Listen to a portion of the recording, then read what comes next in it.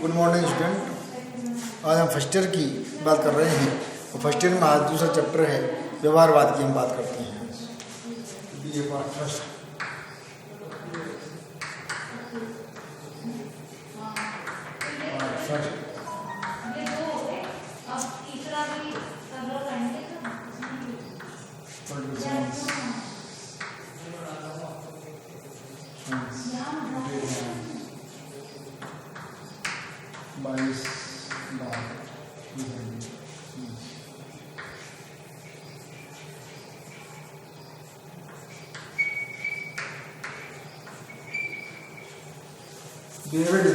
व्यवहारवाद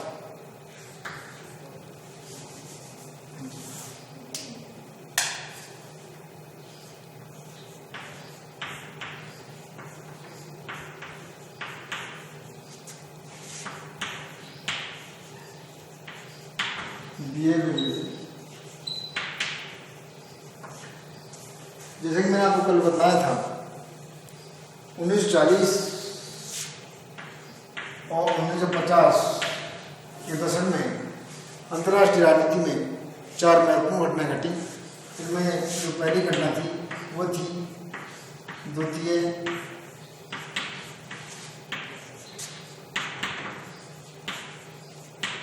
विश्व युद्ध का अंत।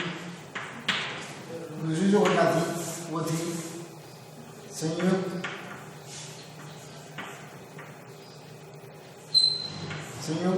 राष्ट्र संघ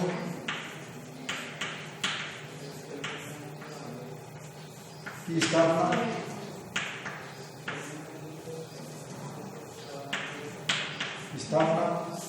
तीसरी थी उपनिवेशवाद का पतन।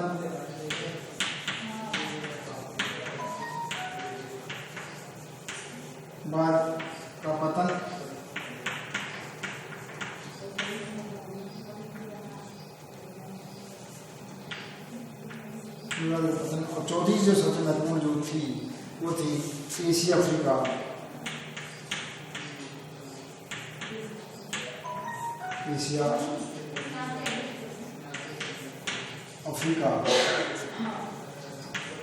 और लैटिन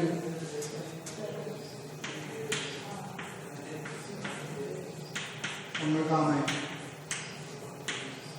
में राज्यों को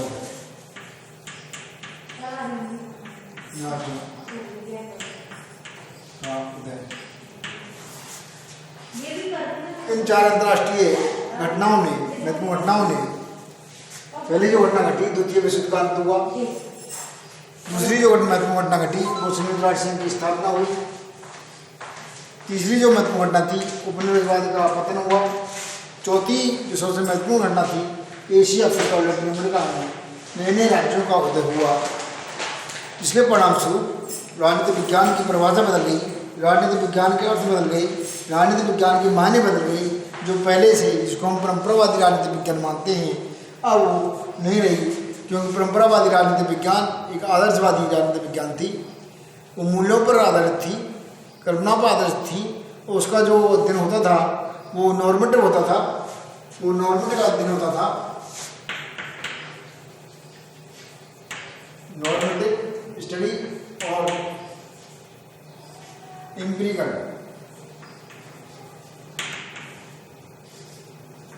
स्टडी, 2 तरह की स्टडी होती है। एक आदर्शात्मक होती है और एक अनुभवमूलक होती है। तो हमारा जो व्यवहारवादी जो अध्ययन था उसके अंतर्गत हमने आदर्शवादी अध्ययन की बात की, और व्यवहारवादी की बात करते हैं। व्यवहारवाद में एम्पिरिकल अध्ययन के माध्यम से आपको समझाने का प्रयास करते हैं।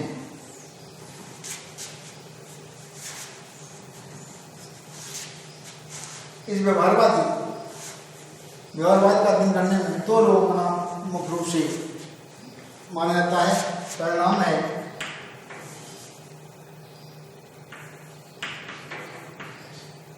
Charles Mariam. इस किताब का नाम है न्यू एस्पेक्ट ऑफ पॉलिटिक्स।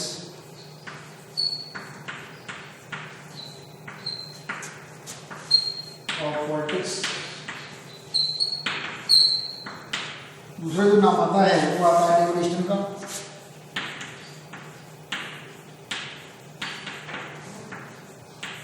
और current meaning of devolution, current meaning of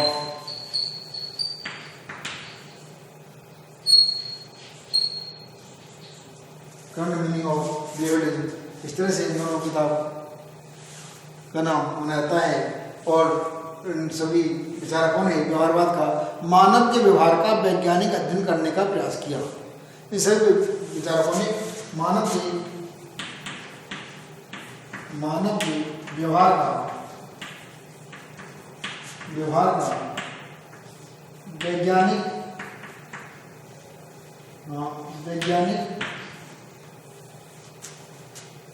तथ्यों पर आधारित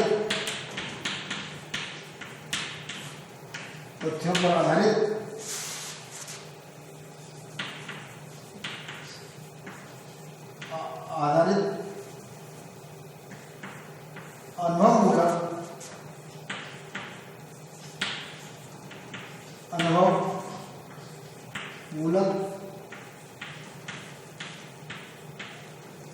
अध्ययन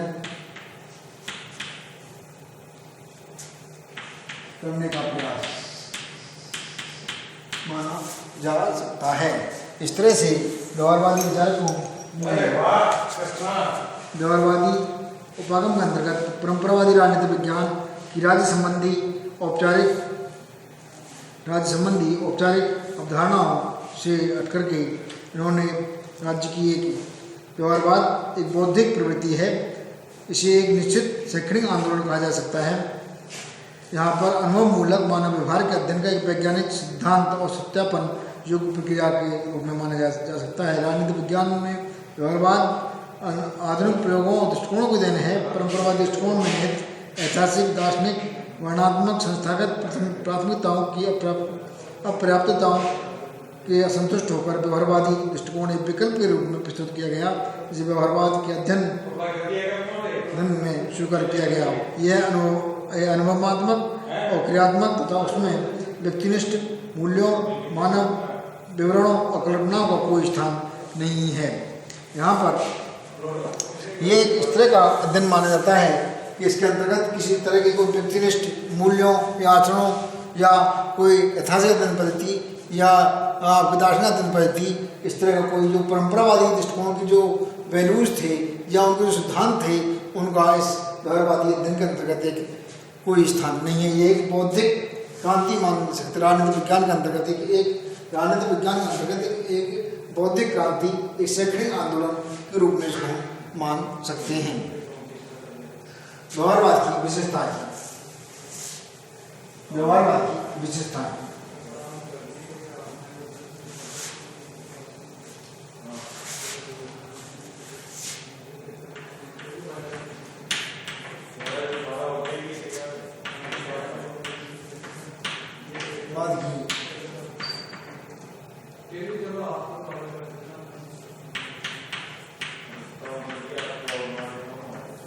व्यवहारवाद की विशेषताएं या आयाम या बौद्धिक आयाम।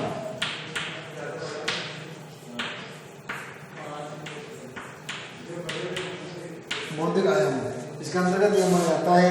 डेविड स्टर्लिंग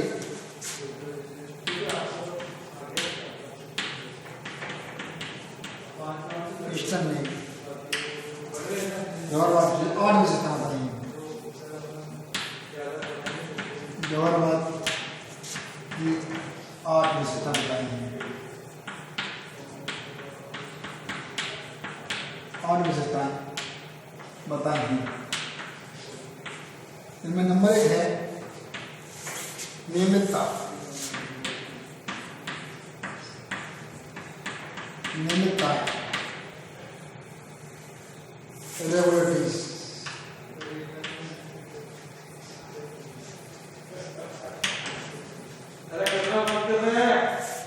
बोलो मत।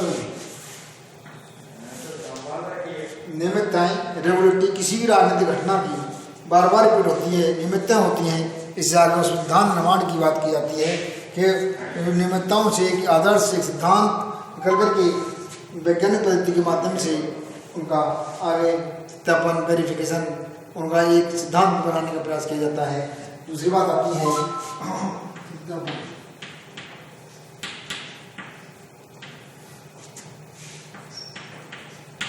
वेरिफिकेशन। जो राजनीतिक घटनाएं बार बार घटित होती हैं उनका किसी किसी आधार पर सत्यापन किया जाता है कि क्या ये घटनाएं जो नियमित रूप से घटित हो रही हैं क्या ये वास्तव में सही हैं या नहीं है, क्या ये सिद्धांत शोध करने लायक हैं या नहीं है। सिद्धांत शोध में घनिष्ठ संबंध होना चाहिए, वो शोध कर रहे हैं उनका सत्यापन भी होना चाहिए। नंबर 3 है तकनीकी।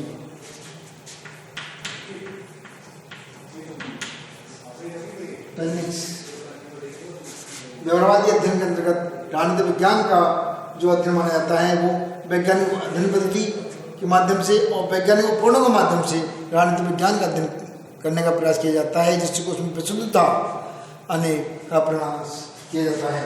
यहाँ पर नंबर 4 जो आती है, नंबर 4 परिमाणीकरण।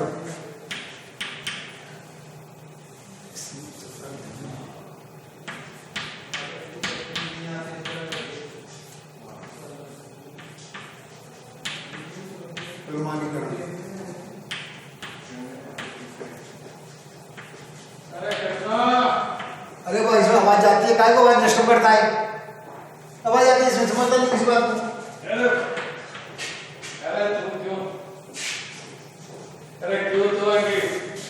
क्यों ऐसा कर रही है, आवाज आती है इसमें, 10 मिनट बहुत है, आवाज आती है इसमें, जो बोल रहा है तो आवाज सारी आवाज जा रही है इसमें। अच्छा सत्यानाश होगा इसका, समझता नहीं किसी बात को। आवाज नहीं देंगे टीचर स्टूडेंट बोलेंगे नहीं, सबसे क्वेश्चन नहीं करेंगे। आवाज आ रही है पूरी व्यवहारवाद की विशेषताएं और बौद्धिक तकनीकी क्या बुरा नहीं हो गया सर? कितना बड़ा हो गया? आधा ही घंटे लगे। हाँ मेरा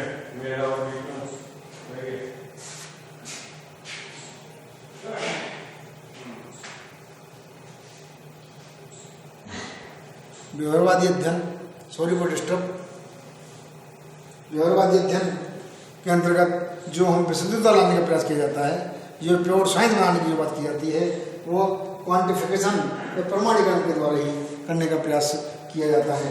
यहाँ पर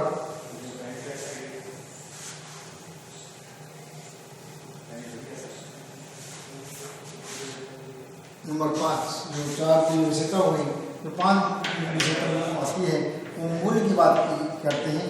यहाँ पर मूल्य निरपेक्ष, वैल्यू एब्सोल्यूट, वैल्यू फ्री की जो बात की जाती है, यहाँ पर मूल निरपेक्ष की बात की जाती है। मूल निरपेक्ष की बात की जाती है। जो व्यवहारवादी राजनीतिक विज्ञान का जो व्यवहारवादी अध्ययन है पूरी तरह से मूल निरपेक्ष होना चाहिए, वैल्यू फ्री होना चाहिए, तभी हम एक अच्छी शोध कर पाएंगे और फिर सिद्धांत का निर्माण कर पाएंगे। जो सिद्धांत शोधकर्ता होता है उसको अपने भी मूल अलग करके राजनीतिक विज्ञान का अध्ययन करना चाहिए। नंबर 6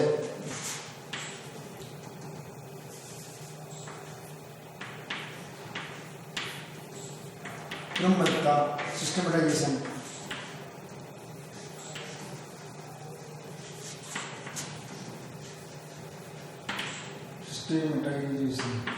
यहाँ पर राजनीतिक विज्ञान को अध्ययन है वो सिस्टमेटिक होना चाहिए। ये सिद्धांत और शोध का घनिष्ठ ध्यान भी रखना चाहिए। इस तरह से आप इसको मान सकते हैं। उनमें किसी तरह का एक सीक्वेंशियल अध्ययन होना चाहिए, तभी हम किसी परिणाम तक पहुँच सकते हैं, अदरवाइज वो संभव दिखाई नहीं देता है। यहाँ पर विशुद्ध विज्ञान,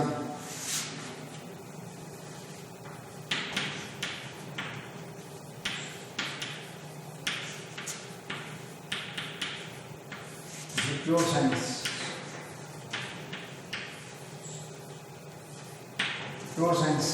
यहाँ पर व्यवहारवादी विचारकों का जो मुख्य उद्देश्य था, मूल उद्देश्य था, वो राजनीतिक विज्ञान जो सामाजिक विज्ञान है राजनीति विज्ञान जो सामाजिक विज्ञान है, जिसकी अध्ययन की इकाई मानव है और इसकी प्रयोगशाला समस्त मानव समाज है, उसको उन्होंने व्यवहारवादी अध्ययन करके वैज्ञानिक पद्धति अपना करके उसको प्योर साइंस विशुद्ध विज्ञान बनाने का प्रयास किया, जिससे कि एक अध्ययन करके एक सिद्धांत निर्माण किया जा सके और राजनीतिक विज्ञान जो सामाजिक विज्ञान है उसमें भविष्यवाणी करने की सामर्थ्य विकसित की जा सके। इस तरह का प्रयास व्यवहारवादी विचारकों ने किया। संबंधिता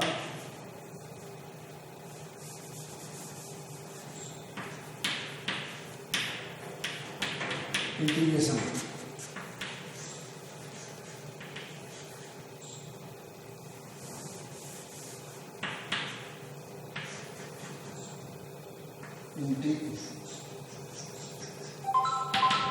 इंटीग्रेशन समग्रता।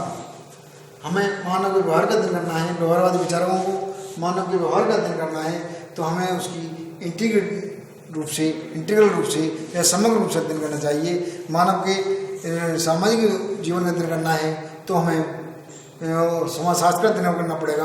मानव के आर्थिक जीवन का अध्ययन करना है तो हमें अर्थशास्त्र का अध्ययन करना पड़ेगा। मानव के व्यवसाय या आर्थिक गतिविधियों का अध्ययन करना है तो हमें इकोनॉमिक्स का अध्ययन करना पड़ेगा। इस तरह से विभिन्न विषयों के मानव के विभिन्न आयाम हैं, उन सभी आयामों का अध्ययन करने के लिए हमें अलग अलग विषयों से भी सहायता लेनी पड़ सकती है। इसलिए राजनीतिक विज्ञान का अध्ययन विशुद्ध रूप से होना चाहिए। राजनीति का अध्ययन करते समय मानव का आचरण का अध्ययन राजनीतिक संस्थाओं के औपचारिक ढांचे के अध्ययन से अधिक महत्वपूर्ण है। रॉबर्ट डाल ने कहा है, व्यवहारवाद मानव के प्रकृतीय व्यवहार का है। Observable in observable behaviour of man,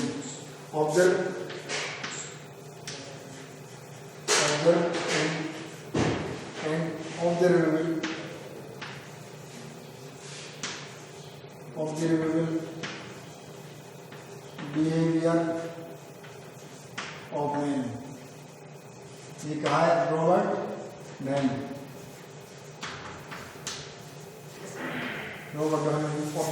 observable behaviour of man को व्यवहारवाद की श्रेणी में माना है। विशेषताओं के रूप में इसको हम मान सकते हैं। व्यवहारवादी डेविड स्टर्न ने व्यवहारवाद की कुछ विशेषताएं बताई हैं, आंदोलन में हैं। विशेषताएं 8 प्रकार की हैं। रेगुलेटरी व्यवहारवादी विचार के मानते हैं राजनीतिक व्यवहार के सामान्य सिद्धांत को खोजा जा सकता है। राजनीतिक व्यवहार में कोई ऐसी प्रवृत्तियां पाई जाती हैं जो बार बार उभर के सामने आती हैं, जिनके संबंध में इस प्रकार के निष्कर्ष निकाले जा सकते हैं, जिसके आधार पर राजनीतिक घटनाओं को समझा जा सकता है, इनके संबंध में भविष्यवाणी की जा सकती है। राजनीतिक विज्ञान इस प्रकार एक ऐसे विज्ञान को रूप ले सकता है जो विश्लेषण और भविष्यवाणी दोनों काम आ सकता है। सत्यापन व्यवहारवादी मानते हैं मानवीय व्यवहार के संबंध में उपलब्ध ज्ञान को अनुभववादी मानवों के आधार पर सत्यापित किया जा सकता है। सत्यापन विधि वैज्ञानिकता का आधार है। इसके अंतर्गत संग्रहित जानकारियों को सत्यापन किया जा सकता है। व्यवहारवादी अध्ययन में यह होता है मानव व्यवहार के संबंधित सामग्री को पुनः जांचा जा सकता है, उसको पुष्टि की जा सके। तकनीकी व्यवहारवादी शोध सामग्री का संग्रह करने और उसकी व्याख्या करने का सही ढंग से तकनीकी के प्रयोग को बहुत अधिक महत्व देते हैं और मानते हैं शोध कार्यों में ऐसे उपकरण और प्रविधियों का प्रयोग करना चाहिए जिसके आधार पर विश्वसनीय, सुसंगत और योग्य सामग्री जुटाई जा सके। शोधकर्ता अपनी शोध प्रविधियों के माध्यम से सतर्क और आलोचनात्मक बने रहने की दृष्टि से उन्हें प्रभावशाली प्रदर्शन, सर्वेक्षण, गणितीय प्रतिरूप और अनुरक्षण आदि परिष्कृत उपकरणों के प्रयोग का सुझाव दिया है। प्रमाणीकरण व्यवहारवादियों के अनुसार उपलब्ध सामग्री और तथ्य की स्पष्टता निश्चितता लाने के लिए प्रमाणीकरण किया जाना चाहिए। उसके अनुसार आधार सामग्री की छानबीन के लिए अस्पष्ट गुणात्मक निर्णय के स्थान पर जब तक प्रमाण और अन्य कठोर पद्धतियों को सहारा नहीं लिया जाता तब तक राजनीतिक जीवन में सुनिश्चित और सही ज्ञान को प्राप्त करना संभव होता है। इस कारण आवश्यक है अन्य सामाजिक विज्ञानों के समान ही राजनीतिक विज्ञान में भी शोध की आधार सामग्री का प्रमाणीकरण किया जाए। सभी इसका प्रमाणात्मक आधार सामग्री पर आधारित होनी चाहिए। मूल्य व्यवहारवादियों के अनुसार नैतिक मूल्यांकन तथ्यात्मक व्याख्या में अंतर है। मूल्य तथ्य को अलग अलग रखना चाहिए। लोकतंत्र, समानता, स्वतंत्रता अपने आप में बहुत उच्च मूल्य है, परंतु उनके सत्यापन असत्यता को वैज्ञानिक ढंग से सिद्ध नहीं किया जा सकता। वैज्ञानिक विश्लेषण के लिए उन सीमाओं तक मूल्यों को दृष्टि में रखा जा सकता है इस सीमा तक राजनीतिक व्यवहार का निषेध किया जाए, किंतु अनुसंधान के लिए स्वयं के व्यक्तिगत मूल्यों से दूर रहकर ही इस समस्या का अध्ययन करना समीचीन होता है। क्रमबद्धीकरण, व्यवहारवादी ये मानते हैं शोधकर्ता क्रमबद्धीकरण होना चाहिए, व्यवस्थित होना चाहिए, प्रत्येक शोध कार्य को सिद्धांत से संबंध होना चाहिए। शोध ये सिद्धांत से अनुप्रेरित नहीं है तो महत्वहीन हो जाता है। सिद्धांत यदि आधार सामग्री से समर्थित नहीं है तो वह समन्वयर्थक हो सकता है। संक्षेप में सिद्धांत के स्वतंत्र अस्तित्व के लिए तथ्य निरर्थक है। विशुद्ध विज्ञान, व्यवहारवादी विशुद्ध विज्ञान की दृष्टि से वितर्क करते हैं। वे इस बात से सहमत है सिद्धांत के बोध में वास्तविक जीवन की समस्याओं को समझा जा सकता है। सिद्धांत और व्यवहार से उसका प्रयोग वैज्ञानिक उद्यम का अंग है। यद्यपि वे शुद्ध और अनुसंधान पर अधिक जोर देते हैं। यदि उसका प्रयोग विशिष्ट और न्यूनतम सामाजिक समस्याओं से संभव नहीं है तो भी उन्हें कोई आपत्ति नहीं होती। समग्रतः व्यवहारवादी वे मानते हैं मानव व्यवहार का अध्ययन खंडों में नहीं किया जा सकता। मानव व्यवहार की बुनियादी एकता पाई जाती है। इस कारण समाज विज्ञान के विभिन्न विषय एक दूसरे से निकट हैं। व्यवहारवादियों के अनुसार मानव सामाजिक प्राणी है, क्योंकि सामाजिक, राजनीतिक, आर्थिक, सांस्कृतिक अनेक प्रकार की गतिविधियों के बीच रेखा खींचना का प्रयत्न नहीं किया जा सकता। इसे हर समाज में होने वाली आर्थिक, सांस्कृतिक घटनाओं को अच्छी तरह से समझ सके। यदि राजनीतिक मनुष्य की आर्थिक, राजनीतिक, सामाजिक, सांस्कृतिक मनुष्य में मिल करके देखने का, समझने का प्रयास किया जाता है तो राजनीतिक व्यवहार में यथार्थ स्वरूप को पहचान पाना संभव नहीं हो सकता है। व्यवहारवादी एक अंतर अनुसंधानात्मक दृष्टिकोण की बात करते हैं। एक अंतर यहाँ पे जो बात की गई है, समग्रता की जो बात की गई है वो एक इंटरडिसिप्लिनरी अप्रोच की बात की गई है। यहाँ पे जो बात की गई है इंटरडिसिप्लिनरी